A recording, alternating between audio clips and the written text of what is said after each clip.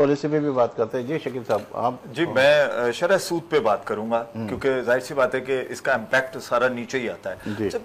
चाहे कोई भी टैक्स हो, XYZ नाम उसके जो भी दे दें, लेवीज कह दें या GST कह दें, वो मैं देखता हूँ जब के इलेक्ट्रिक के बिल पे लिखे होते हैं तो कभी कभी मेरे पास कॉल आती है कि सर ये जो यूनिफॉर्म टैक्स है तो ये क्या इनकी यूनिफॉर्म बनती है? तो फिर मैं उनको बताता नहीं भाई ये यूनिफॉर्म वर्दी वाला नहीं है, ये बेसिकली एक टैक्स का नाम दे दिया गया। तो इसी तरीके से बहुत सारी चीजें ढूंढ के तो मैं भी देख रहा था शरह सूद के ऊपर, यानी कि एक बंदे ने सूद लिया उसके ऊपर 15% टैक्स था, उसको 20% पे कर दिया आपने।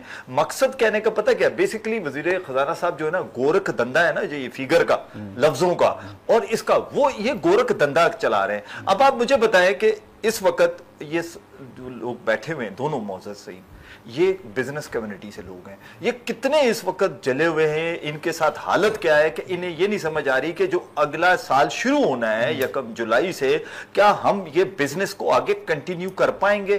क्या ये इस बजट के साथ जो जो तरजीहात इस बजट में रखी हैं? और सेकेंडली सबसे बड़ी बात है, जैसे गोपलानी साहब ने भी कहा कि वो बच्चा जो बैठकर घर से कहीं छोटा मोटा काम कर रहा था, या इसके अलावा मैंने या आपने बैठकर अपने ऑनलाइन कोई चीज कर दी, आपको उस पर भी टैक्स लगा दिया गया है। यानी कि आप वो काम, और फिर अगर देखें हमारे यहां लोगों को आज तक बैंक अकाउंट खोलने का नहीं पता, आप क्या लिटरेसी रेट क्या है पहले उस तरफ तो जाके देखें, फिर आप ये सारी बातें करें। आपने कहा जी नॉन फाइलर के ऊपर जो है ना, हर वैसे जितने भी मैंने बजट देखे उसके अंदर ये जरूर नॉन फाइलर वाला इशू जरूर होता है। इस दफा भी आपने उस कंज्यूमर को कह लें या जो भी बेचारा है उसका कह दिया कि 1% वो उसको वो देगा। मेरे भाई ये कर क्या रहे हैं? फिर उसके अलावा पेंशन, तो क्या समझते हैं कि नॉन फाइलर नहीं बने? सर हम तो कहते बन जाए ना, हम इससे इख्तिलाफ नहीं करते, उसका तरीका बदलें आप। देखिए पहली तो बात है कि हम कभी भी ये चीज प्रमोट नहीं करते कि नॉन फाइलर नहीं, फाइलर होना चाहिए, हम तो कहते हैं। और हमने कोशिश भी की, मसला आसानी पैदा करें। आप देखें, या तो कोई जैसे आप अकाउंट खोलने जाते हैं, आप बैंक में ये क्राइटेरिया बना दे कि अकाउंट तब खुलेगा जब वो फाइलर होगा,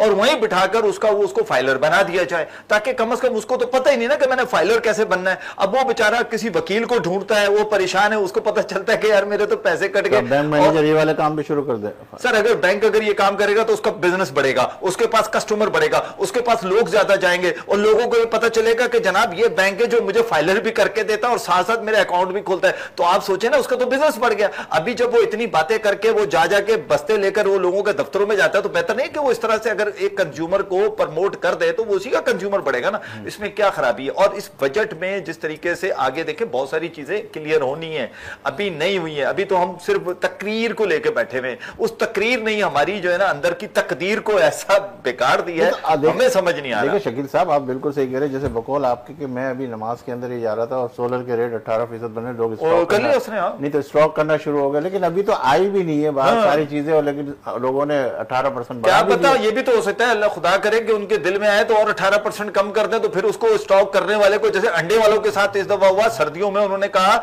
ये मैं ऑन द आपके चैनल पे बता रहा हूं, हमारे साथ मीटिंग में बैठे हुए उन्होंने कहा कि जनाब आप, हम नहीं रोक सकते, 400 से ऊपर का अंडा दर्जन में जाएगा।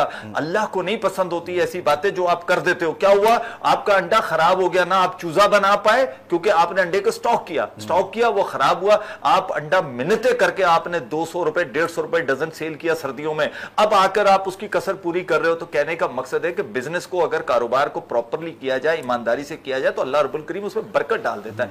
मसला पता क्या, हम बजट में से भी ना, मुझे ऐसा लगता है कि जो मफाद की चीजें होती हैं वो हम निकाल लेते हैं, जो हमारे मुफाद में नहीं है तो हम कहते हैं जनाब ये गलत है। लेकिन हम ये कह रहे हैं कि इस वक्त अभी सूबाई बजट आज आ गया या आने वाला होगा या हारा होगा, 18वीं तरमीम के बाद बहुत सारी चीजें हमारी क्लियर होनी है सूबाई बजट से भी, बहुत सारी। क्या SRB काम नहीं कर रहा? ये तो गोपलानी साहब से पूछे आप, सिंध रेवेन्यू बोर्ड जो बैठा हुआ है, अभी तो उसने आपके साथ बात करनी है। और इसके अलावा हमारे साथ जो एजुकेशन इंस्टीट्यूट बने हुए, उन्होंने जो चीजें आनी है 18वीं तरमीम के साथ, जो चीजें जुड़ी हुई हैं, फिर इतने सारी चीजें अभी लिंक होनी है। अभी तो आज मैं एक हमारे पॉलिटिकल, मैं नाम नहीं लेना चाहता, पॉलिटिकल पार्टी का, उनका मैसेज मेरे पास आया है, तो था ये, वो तो मैंने उनसे लिखा कि फिर आज सिद्ध का आ रहा है, फिर देखते हैं उस तरह क्या होता है। तो कहने का मेरा मकसद है कि उस बजट को ही लेकर इन्होंने भी उसी के अंदर से कुछ चीजें निकालनी है, कुछ डालनी है, कुछ निकाल देनी है। लेकिन अफसोस ये होती, ग्राउंड पे बैठकर बजट नहीं बनाया जाता। जैसे K4 की बात हुई, 3.2 मेरा ख्याल है, अगर मैं गलती पे नहीं हूं, शायद इतना ही अरब रुपए रखेंगे। आप मुझे बताएं K4 कब से चल रहा है? कराची का क्या नसीब इतना खराब है? पंजाब में टैंकर माफिया नहीं है, इस्लामाबाद में टैंकर माफिया नहीं है, केपीके में टैंकर माफिया नहीं है, बलोचिस्तान में टैंकर माफिया नहीं है, अंदरूनी सिंध टैंकर माफिया नहीं है। शहर कराची के अंदर टैंकर माफिया जो 70% कमा के आपको देता है, जो सबसे ज्यादा पाकिस्तान का ख्याल रखता है, वहां के लोगों का पानी आपने बंद किया हुआ है, वहां के लोगों की बिजली आपने बंद की हुई है। पहले इनको तो दो, ये आपके साथ खड़े हो जाते हैं। हर बुरे वक्त में शहर कराची खड़ा होता है, और ये कभी भी ऐसा नहीं हुआ कि शहर कराची के लोग पीछे। ये तकलीफ होती है हमें, हम कमाओ पोते हैं, हम पे सिर्फ थपकी देने की जरूरत है। हम आपके साथ खड़े हुए, पाकिस्तान के साथ खड़े। ठीक है, इसमें